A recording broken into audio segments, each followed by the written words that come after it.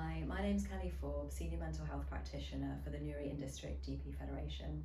So today I'm going to be talking about panic attacks and in particular what happens during a panic attack and I guess the vicious cycle of a panic attack. So we start off with a trigger.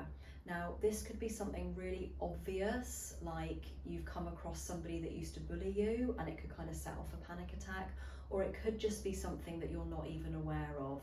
Either can happen.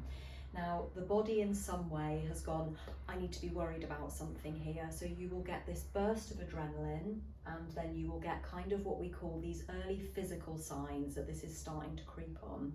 So people have said to me, I feel a bit of a rush that goes up through my back, or I just feel myself get hot, or I go a bit spacey and still, but I just know something's changed and something's not okay. And then that leads on to, I guess, how our thinking is changed, because usually if things start to change in a physical point of view, we then go, oh no. And then we know something's changing, it doesn't feel okay. Now, here's the really awful bit about panic, because that part of the thinking that goes, oh no, then the very old part of our brain then goes, what do you mean, oh no, we're under threat, we need to produce more adrenaline. So you'll have more adrenaline and more physical symptoms, and at this point you might have noticed that your breathing is starting to change a bit, or your vision's maybe just started to become a bit unfocused. And then of course our thoughts then go, oh no, not again, this is going to be a bad one this time, looking for exits, things are really starting to not feel okay.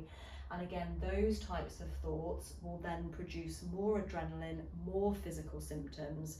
And again, this could even be, really can't get my breath, I feel like I'm going to faint, things can really be ramping up.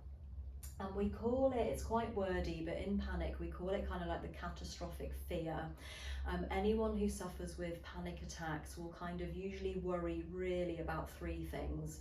The first one is some sign of, am I going mad? I feel like I'm losing control over myself here. I'm going mad. Someone's going to turn off and kind of cart me off to a hospital somewhere. The second one is a real fear about what other people are thinking of them. So what do people think of me like this in public, especially if you get that real sense of needing to go to the toilet, or you need to be sick, am I going to do this in public, and what are people going to think of me? The final one is the real, and let's just go straight there, I think I'm dying, because if you've got chest pains and you're struggling to catch your breath, then absolutely that is kind of like the top fear that most people will go to. So that sense of, oh, can't get my breath, I'm going to die. And of course, by this point, we are absolutely in a full-blown panic attack, okay? Now, I have done that in a really stepped way, and I think anybody who's ever had a panic attack will go, Kelly, I went from here to here faster than a Ferrari. This happens very, very quickly in real life, and you're absolutely right, it does. But it does have stages to it, okay? And when we're working with panic, we're really trying to say, rather than thinking about it goes from here to here, we're trying to see that scale more 0 to 10, okay? And really where we're trying to make an impact is this part of the cycle here, those initial signs where things start to happen.